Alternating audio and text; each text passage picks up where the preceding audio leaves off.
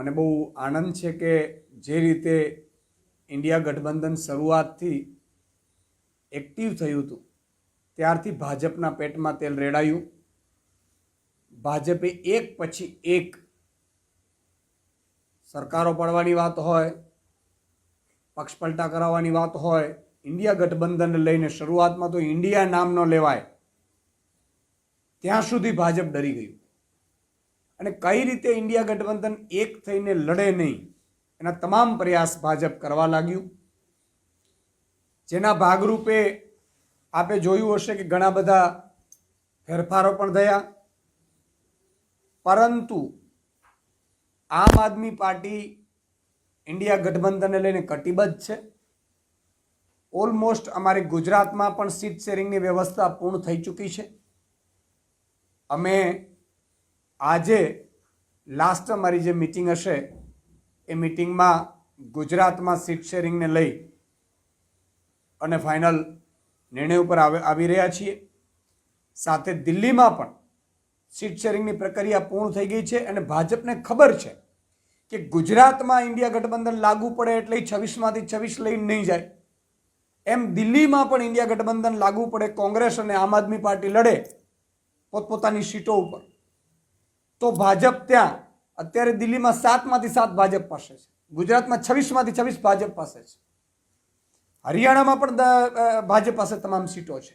તો આ તમામને લઈને એમને એટલો ડર છે એટલે અમે આમ આદમી પાર્ટી ઇન્ડિયા ગઠબંધનને લઈને કેટલીક વસ્તુ જતી કરવી પડે છે તો કરવા તૈયાર છીએ અને કટિબદ્ધ છે.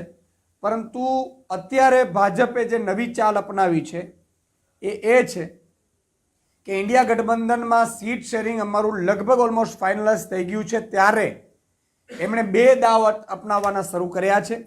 એક તો દિલ્હી લેવલે છે, જેમાં ભાજપ છે એ સ્ટેજમાં આવી ગયું છે કે કોઈ પણ રીતે અરવિંદ કેજરીવાલજીને ધરપકડ કરે, અરવિંદ કેજરીવાલજી ઉપર પ્રેશર બિલ્ટઅપ કરવામાં આવી રહ્યું છે કે ભાઈ ઇન્ડિયા ગઠબંધનથી તમે છૂટા પડી જાઓ, છૂટા લડો, એકલા લડો.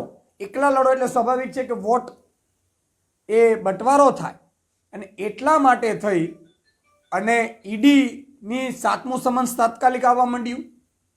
7મું સમન્સ, કારણ કે ઈડીનું તો સ્વાભાવિક છે કોર્ટમાં છે, એ તો તારીખ પડેલી છે, એટલે ફરીથી સીબીઆઈને અરવિંદ કેજરીવાલજીને 41A મુજબની નોટિસ ફટકારી આજકાલમાં અને સીબીઆઈ ધરપકડ કરે એવી શક્યતાઓ સેવાઈ રહી છે. માનનીય અરવિંદ કેજરીવાલજી જેલથી ડરતા નથી. આંદોલનમાંથી ઊભા થયેલા એક IRS અધિકારી છે, એમણે પોતાનું સર્વસ્વ છોડીને અહીંયા આવ્યા છે, લડે છે. માત્ર અરવિંદ કેજરીવાલ નહીં, એની પહેલાં મોટા મોટા જેટલા પણ આમ આદમી પાર્ટીના ચહેરાઓ હતા, લીડરો હતા, એને ખોટા લિકર સ્કીમમાં એને ફસાવી દઈને જેલમાં પૂરી નાખ્યા છે. અને PMLA જો જેમાં જે પ્રાવધાન છે એના પ્રાવધાનને અનુસંધાને એમને જામીન પણ મળવા દેતા નથી.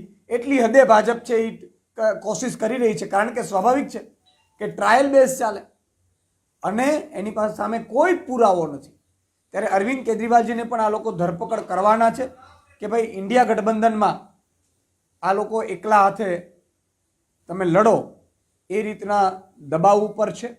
પરંતુ અમે બહુ જ ક્લિયર છીએ.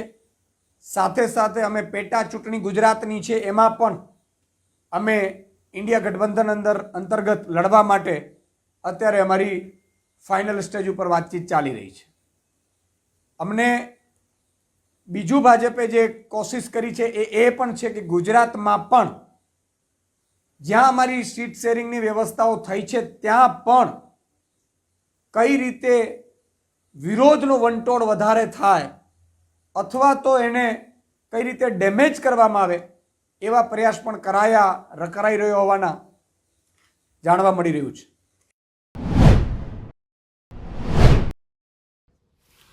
आने वाले लोकसभा चुनाव में आम आदमी पार्टी और कांग्रेस का गठबंधन लगभग तय है. सीट शेयरिंग पे बात चल रही है और 2 दिनों से सारे अखबारों में, सारे माध्यमों में जो ये डेवलपमेंट है उसके बारे में बात हो रही है. गुजरात के अंदर 26 सीटों में भाजपा दावा करती है कि 26 की 26 सीटें भाजपा जीतेगी, मगर अगर ये गठबंधन हो जाता है तो भाजपा के लिए आधी से ज्यादा सीटें वो लोग गुजरात में भी हार सकते हैं। पूरे देश में लोगों जो है अगर गठबंधन हो जाता है तो हारने की पूरी संभावना है। इसलिए भाजपा जो है अभी डरी हुई है और भाजपा कैसे भी करके आम आदमी पार्टी इस अलायंस से दूर रहे, इस अलायंस में ना उतरे, उसके लिए पूरी ताकत लगा रही है। अभी तक अरविंद जी को जेल में डालने के लिए ईडी को आगे किया था, मगर ईडी का पैच जो है वो हाईकोर्ट के अंदर फंस गया है।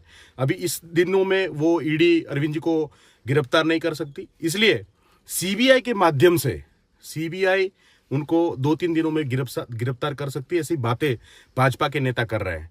भाजपा पूरा प्रेशर बना रही है कि आम आदमी पार्टी इस अलायंस में ना उतरे और अरविंद केजरीवाल को, अगर ये आम आदमी पार्टी उतरती है तो अरविंद केजरीवाल को जेल में डालने तक की धमकी जो है भाजपा की तरफ से दी जा रही है।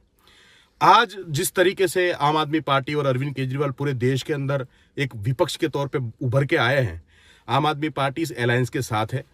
उनमें अगर ताकत है तो अरविंद केजरीवाल को कल अगर डालना चाहते तो आज डाल दे, मगर आने वाला चुनाव जो है वो भाजपा बुरी तरीके से हार रही है। इस लोकसभा चुनाव में भाजपा जो है सरकार नहीं बना रही है, तो अगर वो जेल में डालना चाहते हैं तो डाले, मगर आम आदमी पार्टी अलायंस के साथ है और इस अलायंस के साथ मिलके ही भाजपा का सामना करेंगी और भाजपा को हराएगी।